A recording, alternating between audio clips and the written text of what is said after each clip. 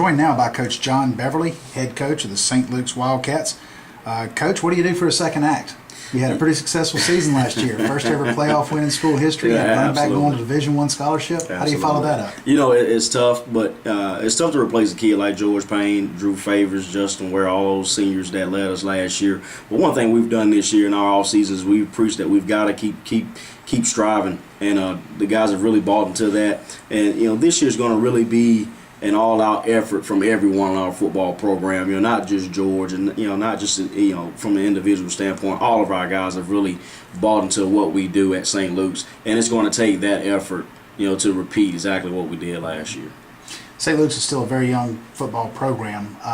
You mentioned George Payne, how does having someone go on to sign a Division I scholarship and move up to the next level, how does that affect some of the kids on this year's team of knowing that that's a possibility now at St. Luke's football?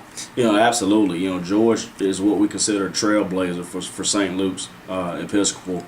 What he did last year, number-wise, was probably the best season I've ever seen as a coach. And what that does to our programming for our kids is give those guys, a sense of urgency that we can do exactly what we did last year. We're running the offense, we're running the defense.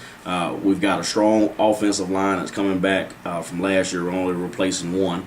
And those guys are hungry and been going after it in the weight room. So I think they'll have an opportunity to know that they can compete next year. Well, moving on to talk about your 2013 Wildcats, you've got a quarterback battle to settle this fall. Absolutely. Talk about that a little bit. Absolutely. Well, we've got two guys, or actually three guys right now that, us as a coaching staff are actually sitting down and looking at with Luke Phillips, who's actually coming in.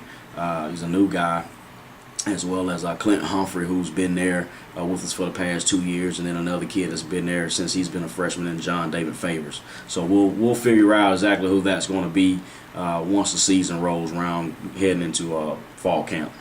After spring and summer workouts, what do you think is going to be, what unit's really going to be the strength of your football team this fall? Yeah, no doubt about our offensive and defensive line.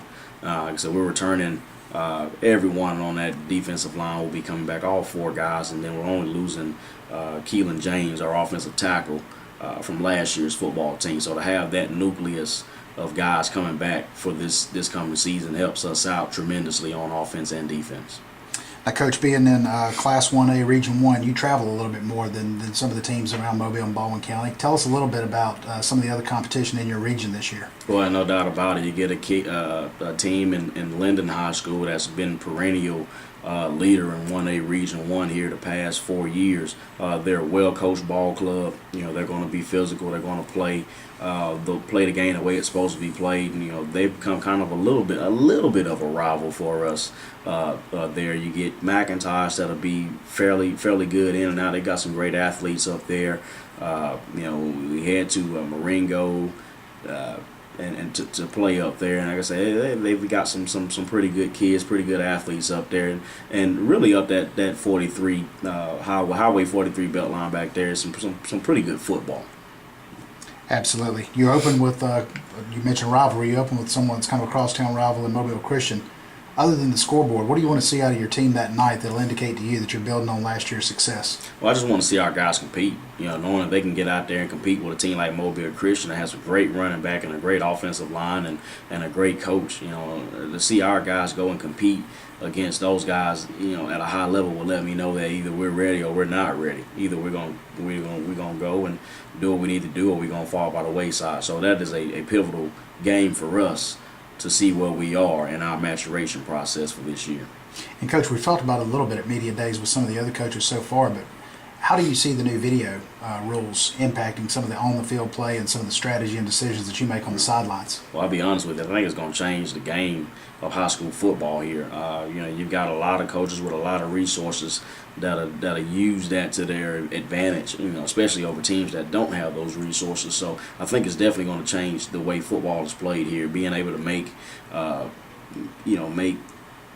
things come to life that you need to right there in a hurry, make decisions at a quick pace is definitely going to change everything. So I think that having that on the field is definitely going to help these guys out.